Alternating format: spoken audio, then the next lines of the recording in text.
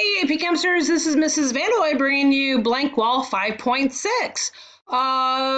We have previously talked about other gas laws. We've talked about Boyle's and Charles and Gay-Lussac's and Avogadro's. We talked about Pivnert. We talked about the uses of Pivnert to find molar volume, density, and molar masses. Now we're going to talk about mixtures of gases and partial pressures. So actually we're going to talk about John Dalton in this section, okay? And he came up with the idea that the total pressure exerted by all the gases is equal to the sum of the individual gases. All right, it seems kind of obvious now, but it wasn't so obvious back in early 1800s, was it?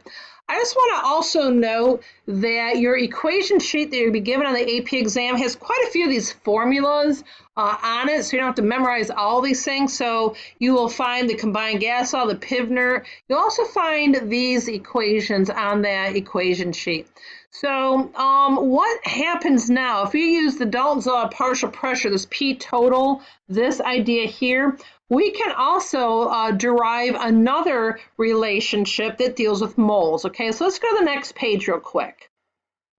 So the relationship between pressure and moles is direct. Remember that imaginary balloon you're pretending to blow up? And we had used that imaginary balloon with Avogadro's hypothesis, because for every breath I put into the balloon, I'm adding more moles into the balloon. And what happens to the volume? The volume goes up. Well, the same thing can be said as the number of moles and pressure. So as I have that imaginary balloon and I'm blowing it up again, I'm adding more moles, I'm increasing the pressure. Do you remember how we sort of defined pressure back in section 5.1? Go back and look at that. We said that pressure is related to the number of collisions. And how can I affect the number of collisions? I can do a couple things. I can increase the concentration of the gases, or I can do some of the surface area, right? Decrease the surface area. So what does this mean here? That if I have more moles, I have more collisions. So that is a direct relationship. And so I'm going to use this symbol right here. Remember, this is my direct thing.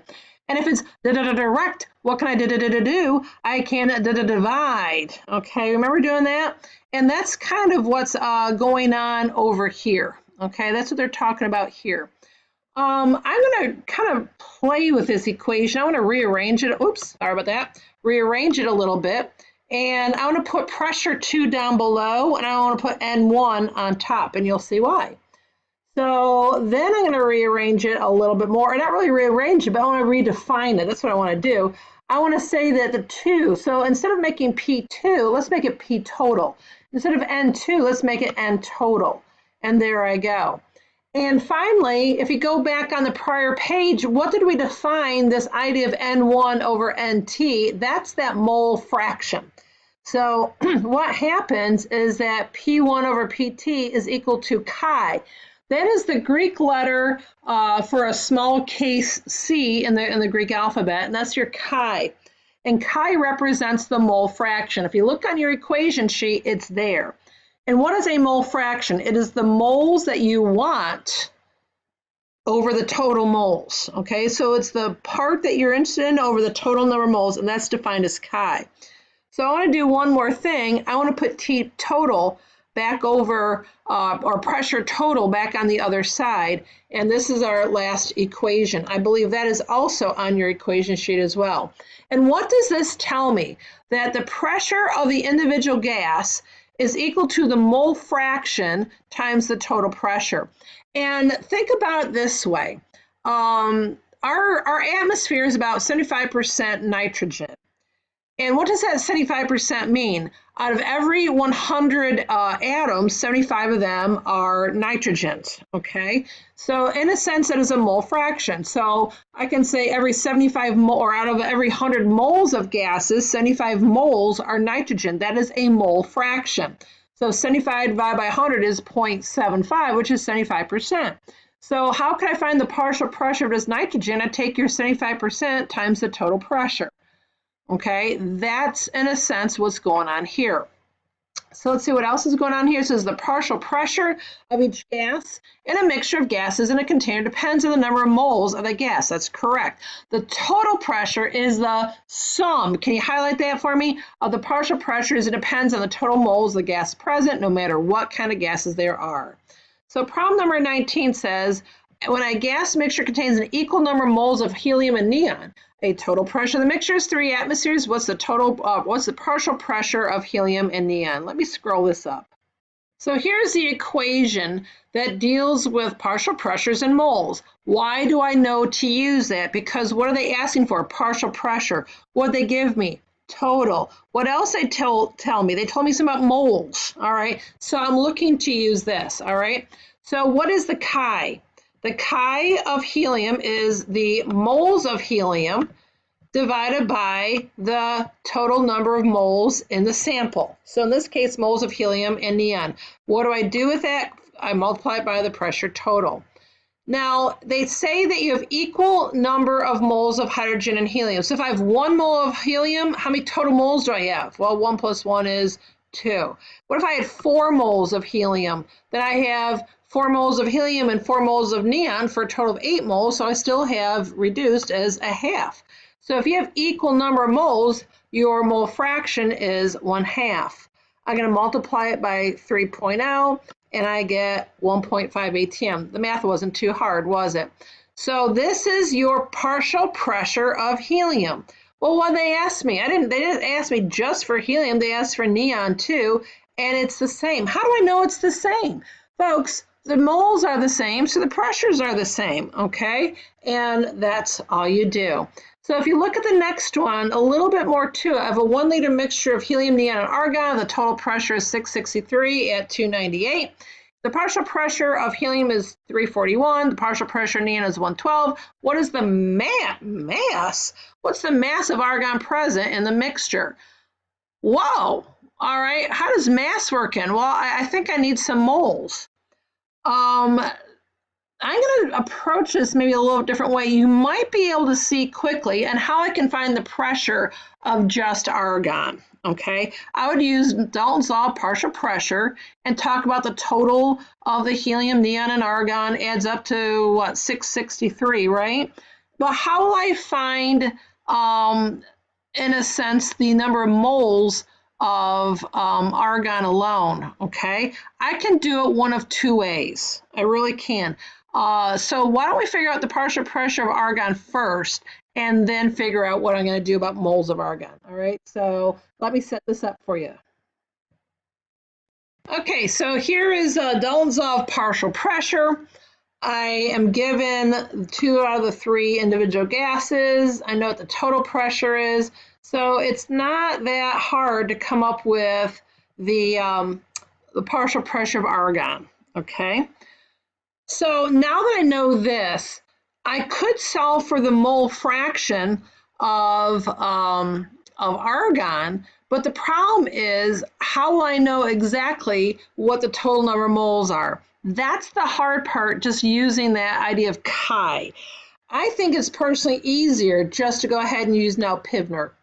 All right, so if I use Pivner, I can solve for moles. All right, my problem is I'm in millimeters of mercury. So what do I need to do with this 210 millimeters of mercury? I need to convert it to, yes, everyone, ATM. So how am I going to do that? Divide this number by, that's correct, 760. So when I do that, I get 0.276 times the 1 liter mixture divided by R divided by T. It's at 298. I did not have to do anything at 298. I ended up with 0.0113 moles of argon, but they didn't ask me for moles, they asked me for mass. That's right. So then I use my factor labeling. I'm not lazy. I include all my units. And where did this number come from? Periodic table. That's right. And this is my answer. Okay, the problem, again, I just want to emphasize this, that you really can't use the chi equation here because you do not know the moles of everything else, okay? Unless you use Pivner 3 times, well, why bother at that point? Just do it once, and then you found your moles of argon, okay? So let's go ahead and see what the next question's all about. Okay, it's a mixture of 1 gram of hydrogen gas and 1 gram of helium is placed in a 1 liter container at 27, not at STP. Calculate the partial pressure of each gas and the total pressure. Okay, so obviously I'm grams, so what do I need to do? If I have grams, I need to convert it to Say it, moles, all right? So this is what I did. I bet you could do it too. Any problems with that? Okay, so now I got moles. Well, how does this help me? Okay, I can do this one of two ways. I can find the total moles and use Pivnert once and then use the chi. I'm actually going to do that in the next problem. I'm going to do this differently. I'm going to find Pivnert twice and then add them together to find the total moles, okay? So go ahead and use Pivnert and find hydrogen. Why don't you go ahead and do that? Go ahead and do that on your own and come back. Pause this. Really. Do it. All right, welcome back. Hopefully you found the number of or the pressure of each gas. I used the hydrogen first and plugged in the values, and I found 12.22. I then did the same thing for helium. I used a different number of moles though, and I used the 0.250 moles, and I found it was what 0.616 over there. And then what can I do? Those two numbers represent their partial pressures. Well, what's next is to find the total pressure, and so I just added those two together, and there you go. There's my total pressure is 18.4 ATMs, okay? So how did I approach this? I found their two partial pressures first, and then added them together. Let's see what the next problem's all about. Okay, problem number 22 says mixtures of helium oxygen are used in scuba diving tanks to help prevent the bends. For a particular dive, 46 liters of helium at 25 degrees Celsius and 1 atm at 12 liters, yada yada, were pumped into the tank with a volume of 5 liters. Calculate the partial pressure of each gas and the total pressure, all right? So I need moles of each gas. So notice I have two conditions, and then I'm going to put them into one container, okay? So the number of moles won't change. It just changes the volume and the pressures, right?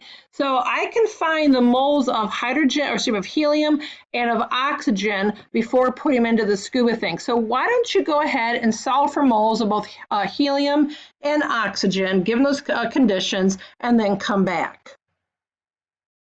So this is how I did it. I used, again, Pivnert. I noticed I had the 46 liters, and I got 1.9 moles, and I had the 12 liters, and I got 0.50 moles. So now I got the moles of the individuals. So what I can do, and what I'd like to do, is use Pivnert once. Notice how in the problem number 21, I showed you how to find the partial pressures of each gas first and add them together. Well, I'm going to find the total pressure and then use that chi idea. So I'm going to use Pivnert to find the total pressure. What's the total number of moles? I have 1.9 and 0.50 for a total of 2.4 moles. And I still have to divide it by 5 liters. And so I do that with 2 sig figs, I get 12 ATMs. So that is my total, okay? So now what? Oh, I should stick that here. That's my P total. I want to find my chi here.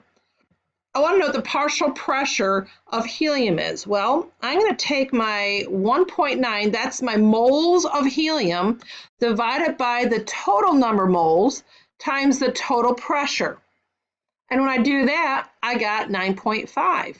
Now I can do the same thing with oxygen. I can take the 0.5 divided by the 2.4, multiply that by 12, and I'll get an answer. Or I can do it this way. I can take the 12, which is my total pressure, minus the 9.5, and I'll get the 2.5. You're going to say, Mrs. Vanderwille, your sig figs are off. Yeah, I know. If I had done it using chi, I would have gotten 2.5 ATMs again. So I'll just stick with that, okay? What about number, well, you know what? I think I'm about out of time on this one, so we're going to have to finish up this section on the next one. So at this point, once again, as always, please don't wait to be great. Do the best job you can always in all things, if you can, of course. And I'll see you next time. Bye.